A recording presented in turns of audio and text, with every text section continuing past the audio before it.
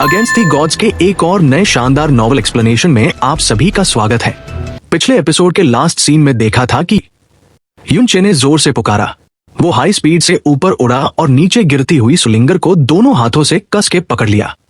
जैसे ही उसने उसके नरम जिस्म को हठीसत में अपनी बाहों में महसूस किया, एक बेनता गर्मी और सुकून उसके पूरे जिस्म में फैल गया, क्योंकि इस पल उसे फाइनली पूरा यकीन हो गया कि ये सब कोई फेक ड्रीम नहीं है। उसने सुलिंगर को बहुत जोर से झपटा और क्लिफ के तल से सीधा ऊपर आसमान की तरफ उड़ा।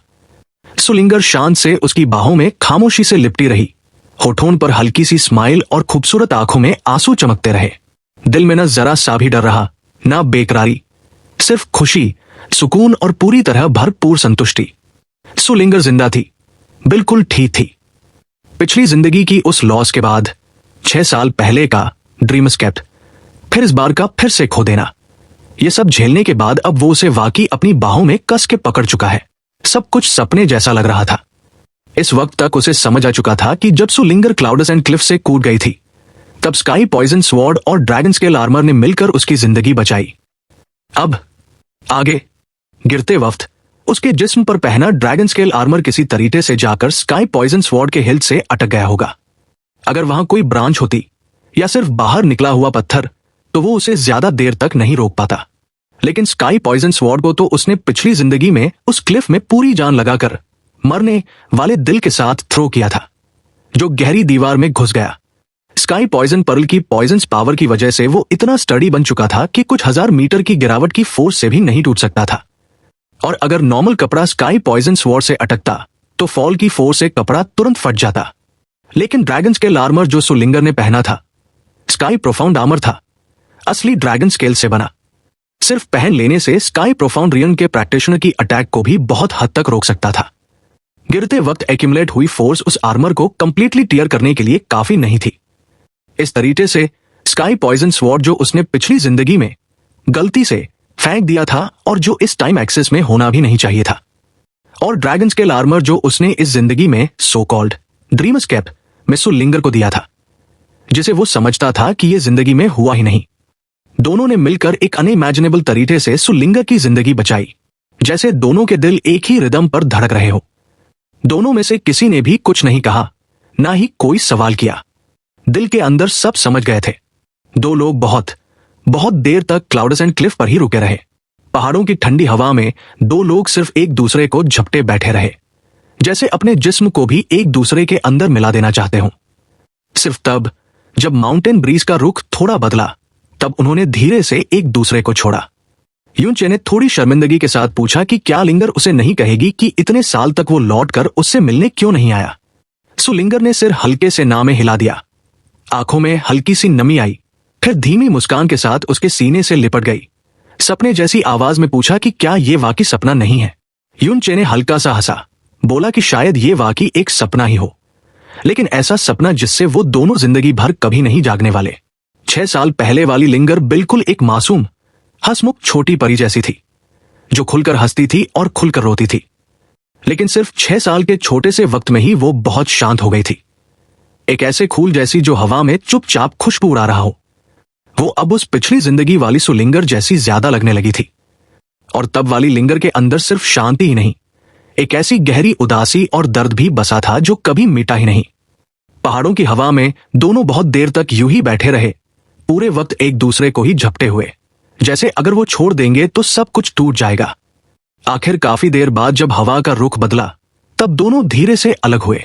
युनचे ने गिल्ट भरी आवाज में पूछा कि क्या वो सच्ची में सोचती है कि उसे सच में इस बात का गुस्सा नहीं कि उसने इतने साल तक लौट कर नहीं आया।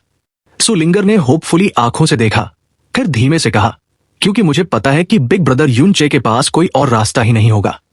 ये इसलिए नहीं कि तुम लिंगर को नहीं चाहते या मुझे भूल गए हो।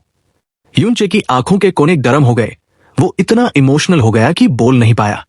पिछली जिंदगी में उसने उसे इन्फिनिट समझ, इन्फिनिट मोहब्बत और इन्फिनिट सैक्रिफाइस दी थी। इस जिंदगी में भी वो बिल्कुल वैसे ही थी। ये उसकी लिंगर थी। सुलिंगर ने हाथ बढ़ाकर नरमी से युनचे के गाल को छुआ।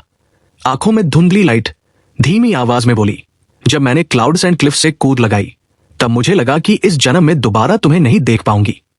मैंने कभी नहीं सोचा था कि बिग ब्रदर यूनचे की स्काई पॉइजन स्वॉर्ड और वो ड्रैगन स्केल आर्मर जो बिग ब्रदर यूनचे ने मुझे दिया मेरा बचाव करेंगे। मुझे यकीन है कि ये सब इसलिए हुआ क्योंकि बिग ब्रदर यूनचे ने हमेशा मेरे बारे में सोचा, मेरे लिए चिंता की, इसलिए ये चमत्कार हुआ जिससे मैं तुम्हें दोबारा देख सकी। यूनचे ने हल्का सा सिर हिला दिया। दिल में अभी भी उस सोच का डर बसा हुआ था कि अगर ऐसा नहीं होता तो क्या होता। उसने पूछने की कोशिश की कि उसने जंप क्यों की, और जब उसने सुना कि वो, उसकी आवाज बीच में ही अटक गई। उसने हैरानी से सु लिंगर को देखा। आवाज थोड़ी सख्त हो गई। लिंगर, तुम स्काई पॉइजन स्वॉर्ड का नाम कैसे जानती हो? उसके सवाल के सामने सु लिंगर ने अपना छोटा हाथ उसकी हथेली पर रखा, फिर माथा उसके सीने से लगा दिया। वो धीमी आवाज में बोली, जब स्काई पॉइजन स्वॉर्ड ने मुझे रोका मैं तुरंत बेहोश हो गई थी। जब होश आया तब भी मैं उसी तलवार से लटक रही थी। थोड़ी देर बाद जब थोड़ी ताकत वापस आई तो साइड में जो पत्थर निकले थे उनकी मदद से मैं थोड़ा ऊपर चढ़ गई, एक ऐसी जगह पर जो थोड़ी कम डेंजरस थी। यूनचे अभी भी शौक में था, फिर भी पूछता रहा कि वो स्काई पॉइजन स्वॉर्ड का नाम कैसे जानती है। स्काई पॉइजन स्वॉर्ड तो पिछली जिंदगी की चीज थी। लिंगर को इसका नाम कैसे पता हुआ? और नाम तो तलवार पर लिखा हुआ भी नहीं था। सो लिंगर ने धीरे से बोला, वहां बहुत अंधेरा था और बहुत ठंड भी। मैं इतनी ज्यादा डरी हुई थी कि कई बार तो मन करता था सीधा नीचे कूदकर सब खत्म कर दूं। फिर पता नहीं कब मैं ऐसे ही सो गई और एक सपना देखने लगी, बहुत लंबा, बहुत ही लंबा सपना। उसने अपना चेहरा उठाया, खूबसूरत आंखें पूरा प्यार से यूनचे पर टिक गई। उसकी आंखों की गहराई देखकर यूनचे का दिल जोर से धड़क गया, क्योंकि उसकी नजर बिल्कुल वैसी ही थी जैसे पिछली जिंदगी वाली सुलिंगर उसे देखा करती थी। उदास, नटरे से भरी, प्यार से भीगी हुई। यूनचे ने हिचकिचाते हुए पूछा कि उसका मतलब क्या है। सुलिंगर ने सपने जैसी आवाज में बोला, उस सपने में एक बिल्कुल साफ छोटी सी नदी थी। एमराल्ड ग्रीन बैम्बू फॉरेस्ट था, एक छोटा सा कॉटेज जो हमने खुद बनाया था, और बिग ब्रदर यूनचे था। सपने में बिग ब्रदर यूनचे हमेशा बहुत ज्यादा जख्मी रहता था, पूरा बदन खून से भरा होता था। उसकी हर चोट, हर बूंद खून देखकर मेरा दिल इतना दुख से भर जाता कि सांस लेनी मुश्किल हो जाती। शुरू में वो बहुत जेंटल था, लेकिन धीरे धीरे बहुत ही डरावना बन गया, जैसे बिल्कुल पागल हो गया हो। लेकिन फिर भी मैं उसे छोड़ नहीं पाई। मैं उसे फिर भी उतना ही प्यार करती रही। हर दिन मैं उस छोटे बैम्बू कॉटेज में बैठे बस इतना प्रे करती रहती कि वो जिंदा वापस आ जाए, और हर रात इन्हीं डरावने सपनों से जाग जाती। आंखों में से आंसू रुकते ही नहीं थे। यूनचे के दिमाग में लाइक थंडर गूंज उठा, ये सब उसने कैसे जाना? सुलिंगर की आवाज थोड़ी कांपने लगी। सपने के एंड में मैं मर गई थी। मैं उसी की बाहों में मर गई। वो मुझे पकड़कर इतना जोर से रो रहा था कि दिल फट जाए। चेहरा पूरा आंसुओं से भीग गया। जब रोकर उसके आंसू खत्म हो गए तब उसकी आंखों से सिर्फ खून निकल रहा था। फिर बैम्बू फॉरेस्ट के बीच में उसने अपने नंगे हाथों से मेरे लिए कब्र खोदी, जब तक उसके हाथों का पूरा खून नहीं बह गया। उन्हीं खून से भरे हाथों से उसने कब्र के पत्थर पर लिखा। उस पर लिखा था, मेरी प्यारी पत्नी सुलिंगर। उसके हर लफ्ज के साथ एक आंसू टपकता गया। सुलिंगर ने रुकी रुकी आवाज में कहा, पहले मुझे लगता था कि उसके लिए बदला ही सब कुछ है और मैं उसके लिए बस ऐसी चीज हूं जिसे उसे जरूरत ही नहीं। लेकिन उस सपने ने मुझे दिखाया कि जिसे मैं प्यार करती थी, उस यूनचे के दिल में मैं हमेशा से थी। मैंने उसके लिए अपनी पूरी जिंदगी के आंसू दे दिए और बदले में मुझे उसकी पूरी जिंदगी के आंसू मिले। लगता है मैं हमेशा से बहुत ही खुश नसीब रही हूं। मेरे पास तो हमेशा वही था जो मैं सबसे ज्यादा चाहती थी। बूम! यूनचे का दिमाग फिर से जोर से हिल गया। पूरा जिस्म और आंखें दोनों कांपने लगे। सुलिंगर ने अपने पतले सीधे हाथ उसकी गर्दन के इर्द गिर्द डाल दिए। हल्की नर्रे भरी आवाज में पूछा, अब हम कभी अलग नहीं होंगे ना? यूनचे ने 2 बार उसका नाम लिया। उसकी आवाज में ऐसा एहसास था जैसे वक्त की 2 अलग नदियों से पुकार रहा हो। उसने सुलिंगर को इतनी जोर से झपटा कि जैसे उसे कभी फिर से छोड़ने ना देगा, और कांपती हुई आवाज में बोला, कभी नहीं, कभी भी नहीं। यह सब सिर्फ सपना नहीं था। यह उसकी पिछली जिंदगी की यादें थी। नहीं, उसकी पुरानी जिंदगी का पूरा किस्सा था। उसकी बाहों में जो सुलिंगर थी वो इस जिंदगी वाली भी थी और पिछली जिंदगी वाली भी। दोनों मिलकर अब एक ही सुलिंगर थी, पूरी वाली लिंगर। उसे नहीं पता ये सब कैसे हुआ। शायद ये आसमान का तरीका था उसकी और सुलिंगर की पिछली जिंदगी की टूटी हुई किस्मत को भरने का। लेकिन रीजन अब इतना इंपॉर्टेंट नहीं था। सिर्फ यही कि ना सिर्फ उसे दोबारा लिंगर मिल गई थी, बल्कि वो पूरी वाली लिंगर थी। यही सबसे बड़ा मिरेकल था। और सच में ये पूरी चेन एक अजीब से एक्सीडेंट की वजह से चली। जब यून चे ने क्लाउडस एंड क्लिफ से कूद लगाया था अपनी लाइफ के आखिरी पल में, शायद दिल के किसी कोने में वो नहीं चाहता था कि स्काई पॉइजन स्वॉर्ड उसके साथ इस एबिस में दबा दी जाए। इसलिए उसने अपनी बची हुई पूरी ताकत से तलवार को दूर फेंका। शायद उसी वक्त उसकी चेस्ट पर बनी मिरर ऑफ समसारा ने उसकी सर्टेन डेथ को महसूस करके अपनी रीइंकार्नेशन एबिलिटी एक्टिवेट कर दी। ये रीइंकार्नेशन एबिलिटी जो हेवनली वे के खिलाफ जाकर काम करती है, उसने यून चे और स्काई पॉइजन पर्ल दोनों को टारगेट किया। लेकिन इस प्रोसेस में थोड़ी सी एनर्जी स्काई पॉइजन स्वॉर्ड में भी सीप हो गई। इसी वजह से टाइम एक्सेस के पलटने और अज्यूर क्लाउड कॉन्टिनेंट की कार्मिक चेन के मॉडिफाई हो जाने के बाद भी स्काई पॉइजन स्वॉर्ड गायब नहीं हुई।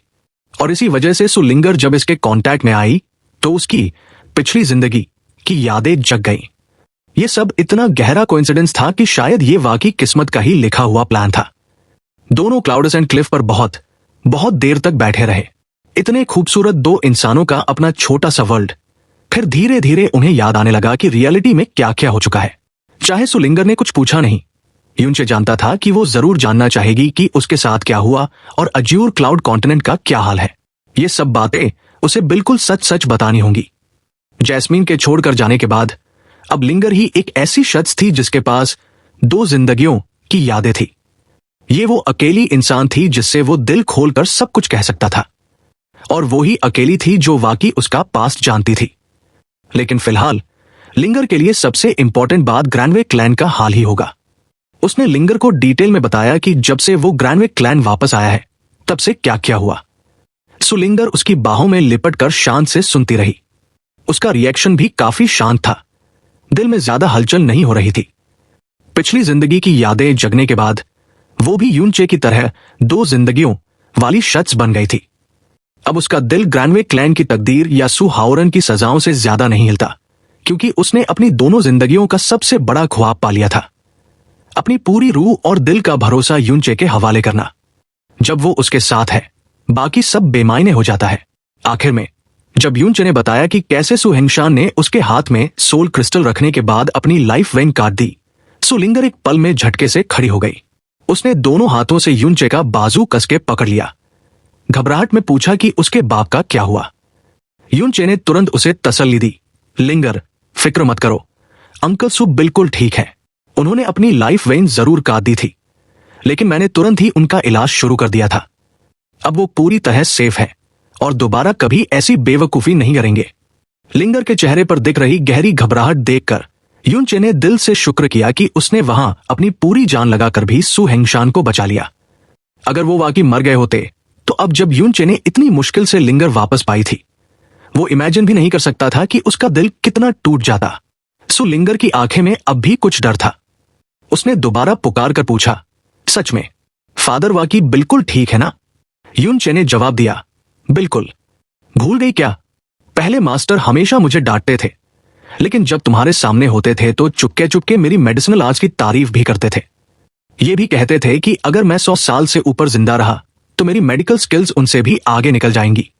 ये सब तो तुमने ही मुझे चुपके से बताया था ना। अगर मैं तुम्हारे बाप को भी नहीं बचा सका तो फिर मैं अपने मास्टर के एहसान का क्या मुंह दिखाऊं? सुलिंगर के होठों पर एक हल्की सी मुस्कान आ गई। चेहरे से घबराहट का रंग धुलकर गायब हो गया। उसने हल्का सा सिर हिलाया। यूनचे खड़ा हो गया, बोला, चलो अभी तुम्हें अंकल सु से मिलवाने ले चलता हूं। सुलिंगर ने थोड़ी हैरानी से पूछा, अभी? यूनचे ने एक थोड़ी सी मिस्टीरियस स्माइल के साथ प्राइमोर्डियल प्रोफाउंड आर्क को समन कर लिया। कहा कि वो उसे एक जगह लेकर चलेगा। फिर उसने लिंगर को अपनी बाहों में उठाया और दोनों आर्क के इनर वर्ल्ड में घुस गए। अचानक स्पेस चेंज होने से सुलिंगर की आंखें खुल गई। काफी देर तक बस हंसी और हैरानी के बीच में लिपटी रही। ये जगह, ये कहाँ है? यूनचे ने मुस्कुरा कर समझाया, ये प्राइमोर्डियल प्रोफाउंड आर्क की दुनिया है। ये स्पेस में बहुत बड़े डिस्टेंस को एक पल में क्रॉस कर सकता है और मुझे दुनिया के किसी भी कोने में इंस्टेंटली पहुंचा सकता है। इसी की वजह से मैं इस बार अज्यूर क्लाउड कॉन्टिनेंट वापस आ पाया। प्राइमोर्डियल प्रोफाउंड आर्क के बारे में मैं तुम्हें डिटेल में बाद में बताऊंगा। सुलिंगर ने हल्का सा सिर हिलाया। उसकी आंखों में एक चमक आई। फिर वो सीधी आगे दौड़ी उस आदमी की तरफ जो स्टोन स्लैब्स पर लेटे हुए थे। आवाज में रूह तक से निकलती पुकार, फादर। सु हेंगशान शान से वहां पड़े थे, अभी भी गहरी बेहोशी में, लेकिन अब उनका चेहरा काफी हेल्दी, लाली भरा लग रहा था। सांस भी स्टेबल थी, सिर्फ ऑरा अभी भी थोड़ी कमजोर थी। युनचे उनके पास जाकर झुक गया, हाथ रखकर उनके लाइफ वेन को महसूस किया। फिर उसकी आंखों में एक तेज लाइट चमकी। सु हेंगशान की लाइफ वेन का रिकवरी लेवल ऑलमोस्ट 30% तक पहुंच चुका था। इतना रिकवरी लेवल नॉर्मली कम से कम 10 दिन का टाइम लेता। इसका मतलब यह था कि नेदरवॉल उदंबरा फ्लावर्स की सोल स्टीलिंग पावर से चोट खाने के बाद वो तुरंत नहीं जागा, बल्कि लगभग 10 दिन तक बेहोश पड़ा रहा, और लिंगर भी इतने ही दिन अंधेरे में रही। हो सकता है उसने ये पूरा लंबा सपना भी उन्हीं 10 दिन में देखा हो। सु हेंगशान की कमजोर लेकिन एक्सट्रीमली स्टेबल लाइफ ऑरा महसूस करके सु लिंगर के दिल का आखिरी बोझ भी उतर गया। आंखों में चमक के साथ उसने यूनचे का शुक्रिया अदा किया। यूनचे ने तुरंत हेड शेक कर दिया। लिंगर, तुमने मेरे लिए जो कुछ कुर्बानियां दी हैं, जो ठर्ज मैं तुमसे लेता रहा, उनके सामने तो ये काम कुछ भी नहीं। और फिर वो मेरे ससुर है, अपने ससुर को बचाना तो मेरा फर्ज ही हुआ ना। सु लिंगर हंस पड़ी, थोड़ा सा शर्माने जैसी प्लेफुल आवाज में बोली कि अब तो बिग ब्रदर यूनचे लड़कियों को खुश करने में और भी एक्सपर्ट हो गया है। यूनचे की नजर थोड़ी इधर उधर भटक गई। फिर उसने तुरंत टॉपिक बदलते हुए कहा कि वो अंकल सु और ग्रैंडवे क्लैन पर हुआ हर जुल्म का हिसाब 7 स्टार्स डिवाइन पैलेस से जरूर लेगा। सु लिंगर ने हल्का सा क्रूंकी सी आवाज निकाली, जो अभी थोड़ी देर पहले हंस रही थी। उसकी आंखों में अचानक घबराहट भर गई। वो बहुत बेचैन होकर बोली, नहीं, मुझे तो अब बिग ब्रदर यूनचे मिल गया, फादर भी जल्दी ठीक हो जाएंगे। तो मैंने कौन सा जुल्म झेला? अब तो मैं पहले से भी ज्यादा खुश हूं। मैं किसी से नफरत नहीं करती, ना किसी से बदला चाहती हूं। मैं नहीं चाहती तुम बदला लो, बिल्कुल भी नहीं। उसकी आंखों में उतरती हुई चिंता और डर देखकर यूनचे को लगा कि उसे तुरंत ही अपने मुंह पर जोर से थप्पड़ मार लेना चाहिए। पिछली जिंदगी में भी तो वो उसी काम में उलझा रहा, बदला बदला, सिर्फ बदला। इसी के चक्कर में उसने लिंगर की पूरी जिंदगी दर्द से भर दी, उसके कंधों पर अपनी नफरत का बोझ रख दिया। पता नहीं कितनी बार उसने आंसुओं के साथ उसे बदला छोड़ देने की भीख मांगी, लेकिन उसने कभी नहीं सुना। अब जब वो दोबारा जिंदा हुआ और इतनी मुश्किल से उससे वापस मिल पाया, तो फिर क्या वो फिर से वही गलत रास्ता चुने, फिर से उसे रुलाए, फिर से उसे डराए?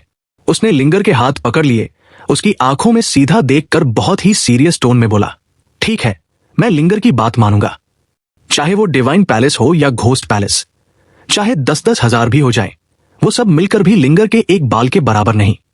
अभी तो मैं बस इतना चाहता हूं कि अपनी लिंगर को और टाइट झपटा रहूं। मेरे पास इतना भी टाइम नहीं कि उन लोगों के बारे में सोचूं। सु लिंगर हंस पड़ी। वो यूनचे के सीने से लिपट गई, उसके सीने पर उंगली से हल्का हल्का सर्कल बनाते हुए मीठी आवाज में बोली कि अब तो वो बिल्कुल स्मूथ बोलना सीख गया है, और पूछा कि इन सालों में जब वो उसके पास नहीं थी, तब उसने कितनी लड़कियों को ऐसे लाइन मारकर अपनी बाहों में गिरा लिया। प्राइमोर्डियल प्रोफाउंड आर्क से बाहर आने के बाद यूनचे और सु लिंगर क्लाउड्स एंड क्लिफ के किनारे पूरी रात एक दूसरे से लिपटकर बैठे रहे। दोनों ने अपनी इन दोनों जिंदगियों की कहानियां शेयर की, या यूं कहो, इस लाइफ में क्या क्या हुआ। नीचे के पिच ब्लैक एबिस के बारे में अब उन्हें बिल्कुल भी घबराहट नहीं थी। दोनों एक बार क्लाउड्स एंड क्लिफ से कूदकर अपनी तकदीर बदल चुके थे। ये जगह जो अज्यूर क्लाउड कॉन्टिनेंट में सभी के लिए डेथ गॉडेस ग्रेवयार्ड थी, उनके लिए मौत नहीं, बल्कि एक नई जिंदगी का रास्ता बन गई थी। उस रात के बाद लिंगर यूनचे की बाहों में आराम से सोती रही। जब उसकी आंखें खुली तब तक दोपहर हो चुकी थी। सु लिंगर ने नरमी से पूछा कि जब वो इल्यूजरी डेमन रियल्म वाले जगह पर चले जाएंगे तो क्या वापस नहीं आ सकेंगे? उसकी आवाज में ज्यादा उदासी नहीं थी। यूनचे ने गंभीर होकर कहा कि कम से कम अभी के लिए तो वापस आना मुश्किल होगा। प्राइमोर्डियल प्रोफाउंड आर्क में इतनी एनर्जी बस एक बार इल्यूजरी डेमन रियल्म और अज्यूर क्लाउड कॉन्टिनेंट के बीच आना जाना करने के लिए काफी है।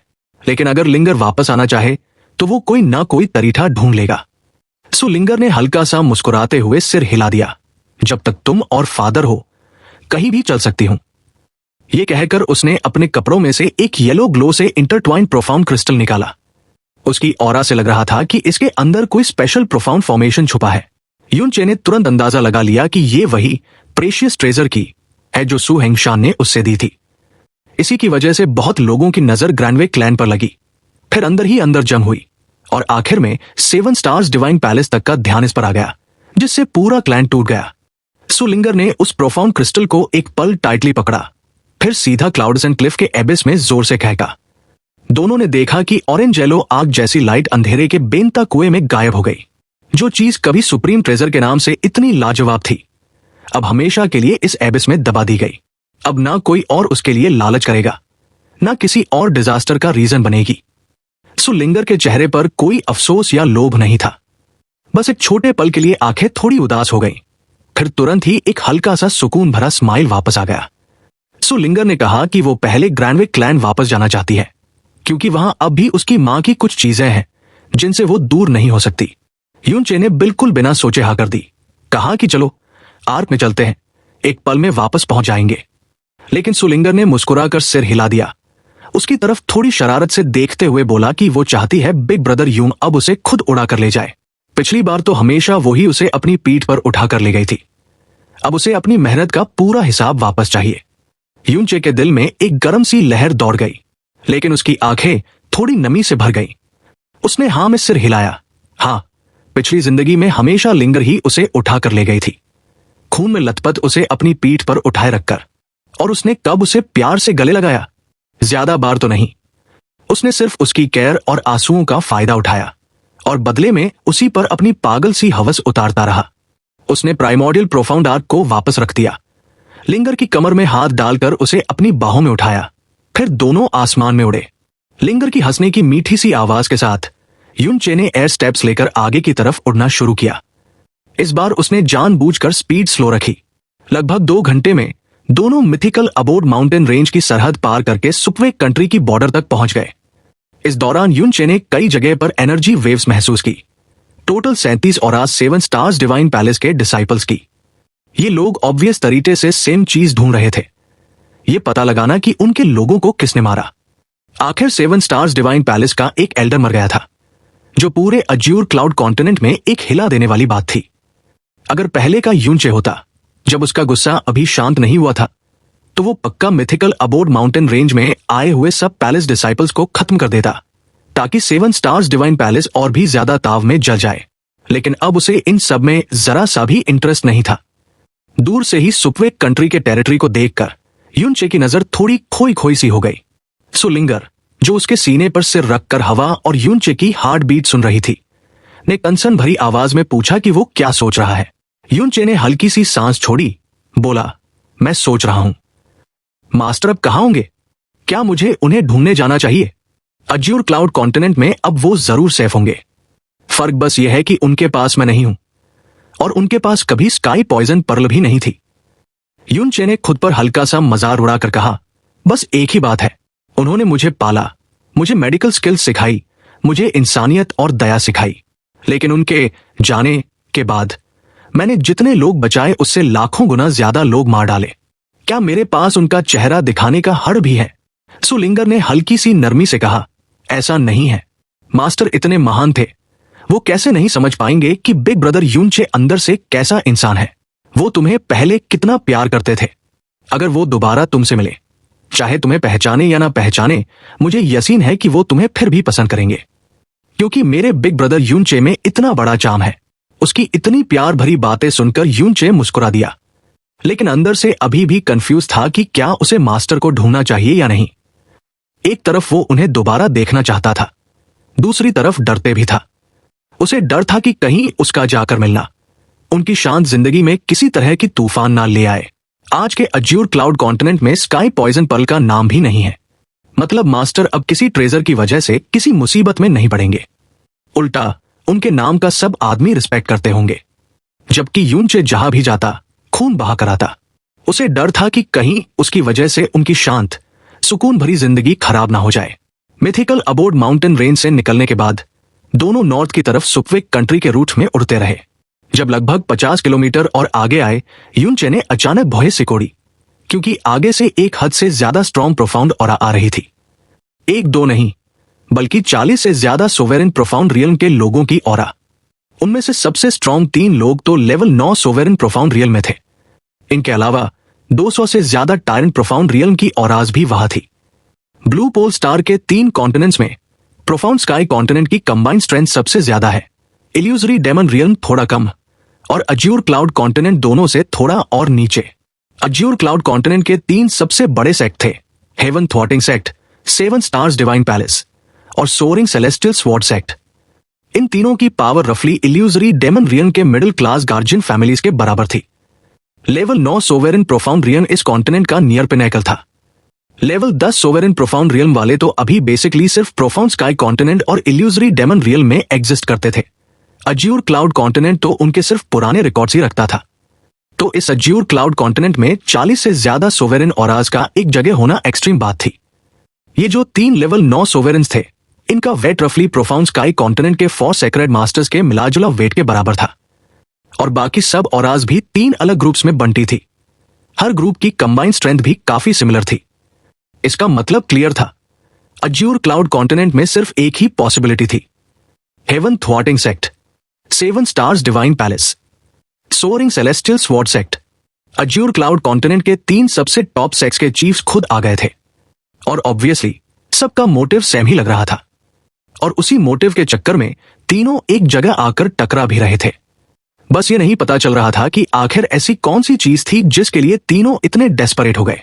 युनचे ने लिंगर को गले में संभालते हुए उन सब के ऊपर से आराम से फ्लाई किया। जितना तेज हो सकता था उतना दूर निकल गया। जैसे जैसे दूरी बढ़ती गई, आवाजों का वॉल्यूम धीरे धीरे कम होता गया। जब वो स्पिरिचुअल सेंस वापस लेने ही लगा था, उसने एक और आवाज सुनी। उनमें से किसी ने कहा कि जब उनका गोल एक ही है तो पहले मिलकर वो चीज बाहर निकलवा लेते हैं, फिर बाद में डिसाइड कर लेंगे कि उसका क्या करना है। फिर किसी ने हाँ में हाँ मिलाते हुए कहा कि सेक्ट मास्टर मुझ सही कह रहे हैं। फिर उसकी आवाज एकदम ठंडी हो गई।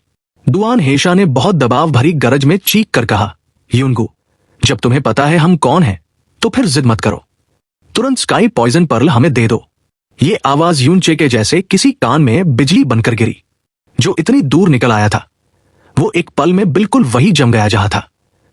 चैनल को सब्सक्राइब, वीडियो को लाइक और हाइप कर दो। साथ ही ऐसे ही रेगुलर वीडियोस के लिए आप मेंबरशिप ले सकते हैं। फर्क नहीं पड़ता आप कौन सी मेंबरशिप ले रहे हैं, कम लेवल वाली भी अगर आप मेंबरशिप लेते हैं तो इससे मेरी बहुत हेल्प हो जाएगी। इससे मुझे मोटिवेशन मिलेगा। साथ ही फ्यूचर में ऐसे ही और कमाल के वीडियोस आते रहेंगे। हमें सपोर्ट करने के लिए आप सभी को दिल से शुक्रिया।